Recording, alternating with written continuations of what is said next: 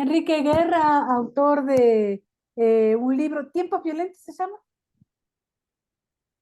Territorios violentos en Territorios México, el violentos, caso de sí, Tierra sí. Caliente, Michoacán. Una de las primeras cosas que le quería preguntar, si ya hay pueblos, si ya hay comunidades gobernadas por los narcos, si ya no podemos hacer nada. Eh, bueno, sigue debatiéndose el problema de manera muy intensa en Michoacán. Hay una oleada de violencia que se incrementó muy fuertemente desde que se desmantelaron a las autodefensas. Paradójicamente, antes del movimiento de autodefensa de 2013, la tasa de violencia era menor cuando imperaba el crimen organizado de los caballeros templarios o de la familia michoacana más atrás. Pero después de la intervención del comisionado Alfredo Castillo Cervantes en la entidad, como virrey enviado por Peña Nieto para desmantelar a las autodefensas y golpear al cártel templario, no ha parado el ciclo de violencia en la entidad y los municipios de Tierra Caliente se encuentran ahorita más colonizados por el crimen organizado que lo que estaban, yo creo, antes. Y las tasas de violencia siguen más intensas. Los, Es el primer respons- escenario al que nos enfrentamos. Ujú. Los responsables de seguridad de los diferentes países dicen que no hay que enfrentarse cara a cara con el narco, digamos, ¿no? Por supuesto que hay que combatirlos. ¿Qué posibilidades ve usted en esta tierra michoacana a la que le he dedicado un gran libro, a una tierra en la que investiga desde hace bastante para cambiar un poco la situación?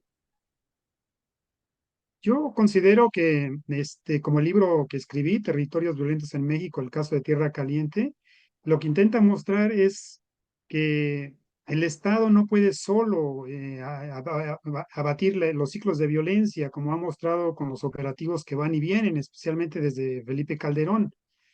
Al contrario, ha hecho subir las tasas de homicidios, pero tampoco la sociedad civil puede sola. Entonces creo que necesitan darse la mano, tanto Estado como sociedad civil, para buscar soluciones operativas que no solo tienen que ver con combatir al crimen organizado, sino cómo desnarcotizar el tejido social, que es muy marcado en la región, Sí, que exacto. genera mercados de la ilegalidad que siguen alimentando una y otra vez eh, la violencia en la región. Claro que por supuesto el delito del narcotráfico no es el único delito, usted lo marca en el libro, Mm, digamos, ¿no? Hay muchísimas mm. cosas que manejan los narcos en Sí, tierra michoacana. en la tierra michoacana el tema del narcotráfico se remonta por lo menos a la segunda posguerra mundial. Ujú, Desde entonces, en las batidas que había contra los narcotraficantes del norte del país, o especialmente en Sinaloa, muchos de ellos empiezan a incursionar en el centro y sur del país, como Guerrero y Michoacán, y encuentran terreno propicio en la región de la Tierra Caliente para el trasiego de nervantes. Y desde entonces data, digamos, los primeros indicios que he documentado en archivos de evidencias muy claras de la proliferación de estupefacientes, de la siembra y trasiego de nervantes. Pero es importante distinguir entre los narcotraficantes de aquella época, que van a durar hasta los años 80, que la gente llama los narcos de antes, y los narcotraficantes o el crimen organizado de los 80 en ujú, adelante, que la gente dice los narcos de hoy o los contrabandistas de hoy. ujú. Los de antes eran queridos, eran estimados, daban fiestas, daban obras sociales, ayudaban a construirlas, hacían buenas limosnas a la iglesia, daban buen empleo en los entre cultivos de nervantes.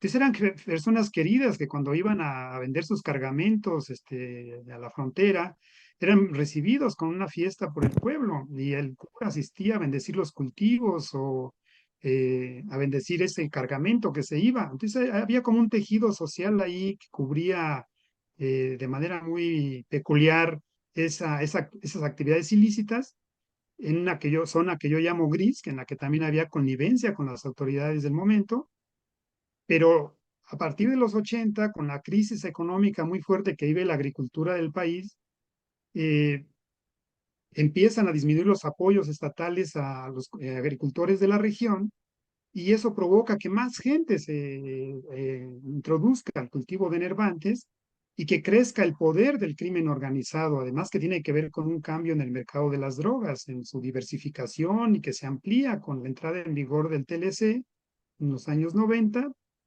Y entonces a partir de ahí, la, digamos, relación filantrópica que había entre los narcotraficantes de antes con la gente, se pierde, se va erosionando y se convierten en figuras de horca y cuchillo, más expoliadoras que filantrópicas, por decirlo así. Y entonces estamos en ese escenario, donde es un escenario más predatorio que tiene que ver con esos mercados ilegales e incluso ya el control de cadenas legales, como el aguacate, la Sí, sí. fresa, el ganado, los quesos, las maderas, las minas, en fin, tenemos otro escenario con grupos del crimen organizado más fuertes. Este carácter de expoliador que usted le da al narcotráfico tiene que ver también con un carácter de expoliador que tiene el ejército, que tiene la gente que en teoría debería guardar también, ¿no? Pareciera ser que el enemigo es la sociedad civil, digamos, ¿no? Para cualquiera, para el que tiene que cuidar y para el que para el que roba, ¿no? Sí, creo que aquí hay una lectura que justamente el libro intenta combatir, de estigmatizar a toda la gente calentana como gente narca, Ujú. gente violenta, gente de armas, gente que no se deja. Sí hay mucho de verdad en eso, sí, sin duda que sí hay todo eso, pero también hay un sector de la población calentana que que condena de manera clara esas actividades y que no le apuesta a esa vía. Y no todos son narcotraficantes ni están ligados a los mercados de lo ilícito, pero desde fuera, tanto autoridades como la sociedad que no es de ahí tiende a ver a la gente como lo que dije, ¿no? Como gente metida en el narco. Y sí, el tejido social está muy narcotizado, hay familias divididas porque algunos están con un cártel, otros con otro, porque hay una pedacería de grupos del crimen organizado ahí. Cuando se desmantela los caballeros templarios, que era el cártel dominante, pues hay fragmentos. Ahora se ha dicho hasta más de 19 que se disputan en la región, que desde el 2019 se unieron en algo que se llama Cárteles Unidos, para combatir al grupo de Jalisco, al cártel de Jalisco Nueva Generación, pero que estoy seguro que como está ocurriendo justamente en este año, que ese grupo de cárteles unidos, ese bloque, puede fragmentarse y llevar a más violencia. De hecho, está ocurriendo ahorita una fragmentación. Y entonces las familias están divididas entre gente que está con un grupo, gente que está con otro, y golpear al crimen organizado con la idea de los operativos sin hacer un trabajo más fino de qué está pasando en la región, pues se golpea a todo el tejido social, porque se llevan por delante a gente que es inocente como a gente que es culpable.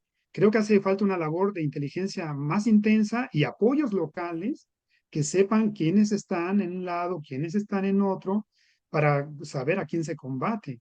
Y no solo con operativos militares, sino también desnarcotizando el tejido social. Le voy a hacer la misma pregunta que le hice al empezar. ¿Cree que la tierra michoacana está gobernada por los narcos? Yo creo que hay tres tendencias y que el libro también intenta mostrar. Hay una tendencia que yo llamaría de paz negativa, que está en el caso del municipio de Tepalcatepec, donde un viejo cacique se convierte en un grupo ligado al crimen organizado y impone una paz negativa. Ahí hay orden, hay paz, no hay tanta violencia, salvo cuando se vienen los contrarios, que es el cártel de Jalisco Nueva Generación. Pero es una paz negativa porque depende de la voluntad de un cacique, de los de antes, pero porque además es muy querido esta persona en la región, el líder que controla la zona. Y en el otro extremo está, digamos, municipios como de Buenavista, donde acaban de asesinar a Hipólito Mora, el líder fundador de las autodefensas, el líder moral de las mismas, de manera brutal, como todos vimos en los medios, y donde hay una fragmentación intensa, donde no hay un grupo que impere, sino ahorita está uno, al rato está otro, y hay incesantes correrías de unos y otros, y la gente se siente vulnerable porque no sabe a qué atenerse, a qué jefe de plaza atenerse, que le garantice cierta seguridad, cierto orden, cierta paz negativa incluso. Y en ese terreno de Buenavista están la mayoría de los municipios de Tierra Caliente, en una fragmentación donde no hay un grupo del crimen organizado que imponga, aunque sea una paz negativa, sino que La, ahorita está uno, ahorita está el otro y hay correrías. la Y tercera, tenemos también municipios, con esto cierro esta ilustración, como Tancítaro, donde impera una paz positiva, donde triunfó un movimiento de autodefensas comunitario apoyado en gran medida por la experiencia de Cherán, por los jesuitas, donde lograron construir una policía de élite pagada según las hectáreas que tenga cada quien de aguacate, porque hay rancheros ricos, medianos y otros no tanto, son pequeños productores, y cada quien con las hectáreas que tiene contribuye con una cuota diferente para pagar esa policía de élite. Pero a la vez de eso hay una policía comunitaria de las barricadas que quedó del movimiento de autodefensas. Entonces, tanto la policía barrial, porque está por barrios, como la policía de élite se dan la mano para cuidar su municipio. Y los aguacates están seguros, la gente está segura dentro de Tancítaro. Hay una paz positiva porque se basa en la legitimidad de la comunidad, pero los aguacates tienen que salir al mercado y afuera hay que pagar cuotas para que lleguen a su destino. Entonces necesitan de la mano del Estado para que esa paz positiva sea más fuerte, más intensa. mm, Entonces, en esas tres tendencias se debate, yo creo, tanto la Tierra Caliente como varios municipios de Michoacán, entre ese camino de paz negativa, saber a qué atenerse, el de paz de la pedacería, de la fragmentación, donde no sabe quién gobierna, de zonas grises, y el de la paz positiva, que es el que impera en Tancítaro. Esos son los tres escenarios que yo veo que están dándose. Desafortunadamente es más poderoso el caso de Buenavista y la tendencia dominante de esta incesante inestabilidad, donde ni las autoridades ni el crimen organizado son incapaces de ejercer una paz. Y impera el miedo a la violencia, impera el terror. En este momento, en municipios como Apatzingán, que incluso es de los más fuertes, es la cabecera principal del distrito ahí de la región, ahí están los dronazos cayendo, arrojando bombas a varias comunidades, porque están grupos del crimen organizado peleándose la región. ujú. Esa Ahora, es la tónica que impera. usted daría entonces como ideal o como la posible solución a este largo conflicto la paz positiva, pero con la mano del Estado. Sí, yo pienso que la paz positiva, incluso la que hay en municipios como Cherán, que también es una paz positiva, aunque de un índole más comunitaria, porque la región de Tierra Caliente es más mestiza, tiene otra cultura, pero en ambos hay una paz positiva. Esos dos modelos de paz, creo yo que para ser duraderos necesitan también del apoyo del Estado. Pero el Estado hasta ahorita mantiene una política de no queremos saber nada con las autodefensas, especialmente las mestizas, y para el Estado todos son narcos. Yo creo que como el libro demuestra, no todos lo son. Hay Claro. escenarios positivos con los que se puede construir.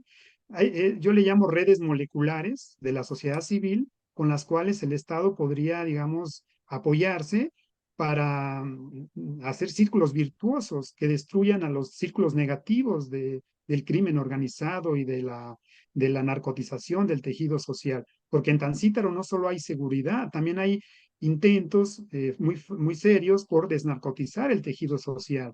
Pues estar bajo el dominio del crimen organizado dejó mucha gente con problemas de drogas, y hay problemas no solo de marihuana, sino con ICE y otras drogas sintéticas que afectaban a la juventud, y eso están tratando de, digamos, revertirlo a través de mecanismos muy interesantes. Entonces yo creo que el municipio de Tancítaro es un escenario muy interesante al que habría que estudiar más y que el Estado en especial tendría que analizar.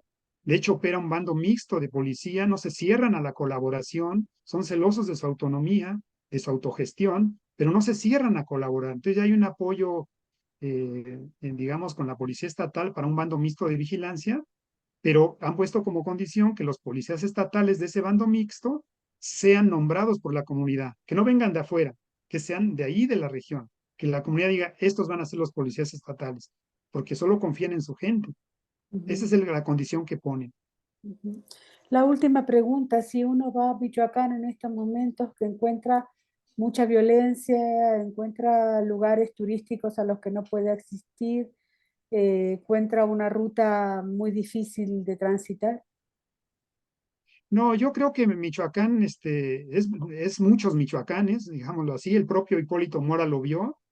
Decía él, si uno ve Michoacán desde Tierra Caliente, pues es otro escenario, es el que ya hablamos, pero si uno ve lugares como Morelia, pues tiene sus, perime al extremo, tiene sus zonas, digamos, periféricas, las de más marginadas, donde sí hay problemas de delincuencia, pero si uno anda por el centro y las zonas de clase media y ciertas colonias incluso que no están tan marginadas, uno puede caminar tranquilo y las zonas turísticas también no hay ningún problema. No se Las olvide mariposas monarcas, la que en la meseta plaza de Tabasco. Morelia hace muy poquitos años hubo una explosión terrible también, ¿no? Digo, Sí, sí, de repente llegan a aparecer estos tipos de cuestiones, pero yo he ido muchos años a Morelia, de hecho todos los años voy desde hace mucho tiempo, y yo camino a cualquier hora del día en Morelia y no hay ningún problema, siempre y cuando, repito, no se mete uno a las zonas más bravas, que como toda claro. gran urbe las hay. Felicidades por su libro y bueno, vamos a hacer cosas de suerte para que esta situación se mejore. Muchas gracias, Mónica. Pues el libro es un llamado a eso, a que se profundicen estas investigaciones que muestren la complejidad del problema para encontrar soluciones multifactoriales al mismo. Un abrazo, gracias. Un abrazo, cuídate.